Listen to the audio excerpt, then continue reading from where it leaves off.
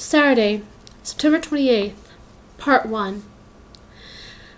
This is going to be my longest diary entry ever. I had the most horrible headache, and it's all Brianna's fault. Why couldn't I have been born an only child?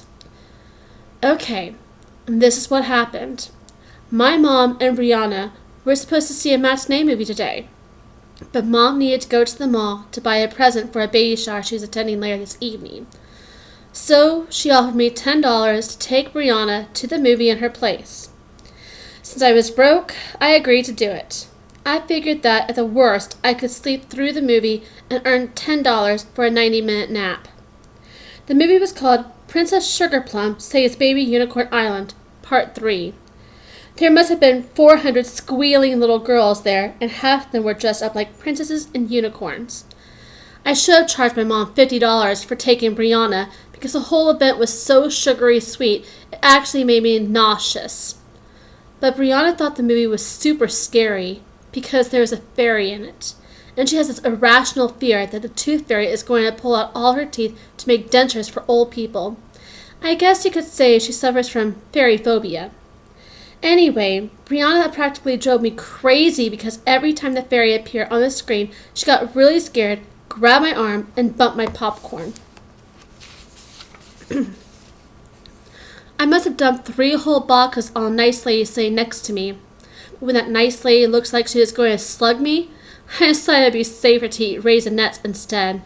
I was too happy when that stupid movie was finally over. Brianna and I were waiting near the main entrance for Mom to pick us up. However, when I saw Dad pull up in his Maxwell's bug extermination van, I got a really bad feeling. Although that creepy-looking roach bulged the top of his van gave most people a really bad feeling. BTW? The roach's name is Max, courtesy of Brianna, because if I had a puppy, I'd name him Max. I was like, oh crud. If anyone from my school saw me getting into Dad's van, my life would be over. I scanned the crowd for middle school kids, and luckily it was still mostly 3 to 6-year-olds. Hi girls, hop in. Your mom's still shopping. I just got an emergency call, so you get to ride along to keep me company, my dad said, winking.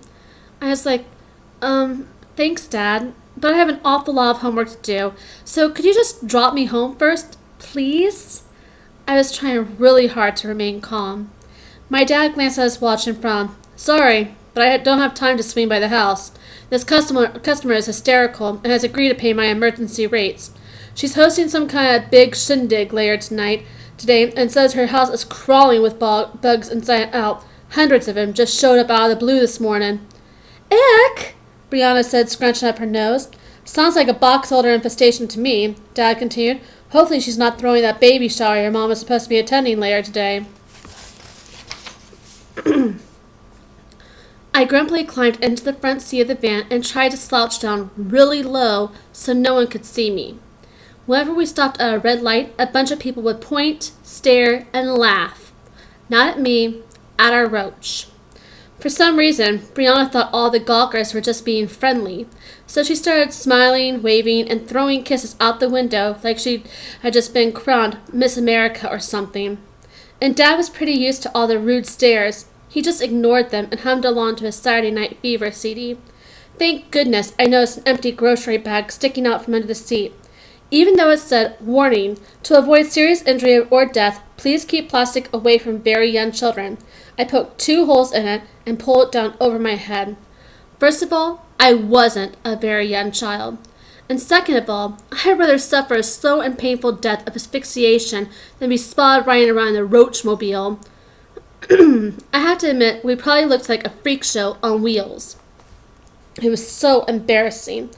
I wondered how serious my injuries would be if I jumped from a moving vehicle traveling 45 miles per hour. Assuming I survived, I could at least walk home and end up humiliating Brian and Dad's van. About 10 minutes later, we drove up a long driveway that led to a huge house. Wow, nice house, I thought. Too bad it has bugs. Brianna stared at the house in awe. Daddy, can I go inside with you? Pretty please? Sorry, Pumpkin, but you'll have to wait out here in the van with your sister and make sure no one steals Max, okay? Like, who in their right mind would want Max? Two shiny black bugs, about a half-inch long, lay on the window of our van. Yep, box elders, all right, Dad said, eyeing them carefully. Basically just a harmless eyesore. To spray the entire premises will probably take about 20 minutes, but I'll try to get it done as fast as I can. If you girls need anything, I'll be right inside. Dad unloaded his equipment and lugged it up the front steps. Before he could ring the doorbell, a frantic-looking middle-aged lady in designer clothing opened the door and ushered him in. Brianna started to pout. I want to go in there with Dad.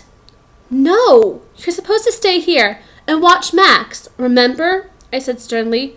Brianna wrinkled her nose at me. You watch Max. I gotta go to the bathroom.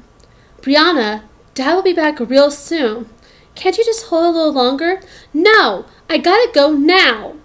I was like, just great. All this drama for a measly $10. Okay, fine, I said, finally giving in. When we go inside, don't touch anything. Just use the bathroom and come right out. Got that? I want to say hi to Dad, too. No, you're going to use the bathroom, and then we're coming back to the van to wait for... Before I could finish my sentence, Brianna slid open the van door and dashed the front steps. By the time I caught up with her, she's already leaning on the doorbell. Ding-dong, ding-dong, ding-dong. The flustered-looking lady answered the door again and looked surprised to see Brianna and me. I really apologize for disturbing you, I stammered, but we were out in the van waiting for our dad and... Hey, lady, I gotta go pee, Brianna interrupted. Then she started squirming and making ugly faces for maximum dramatic effect. The lady looked at Brianna, then at me, and then back at Brianna. She stretched her thin red lips into a strange smile. Oh, so your dad is our exterminator. Sure. Honey, the bathroom is right this way. Follow me.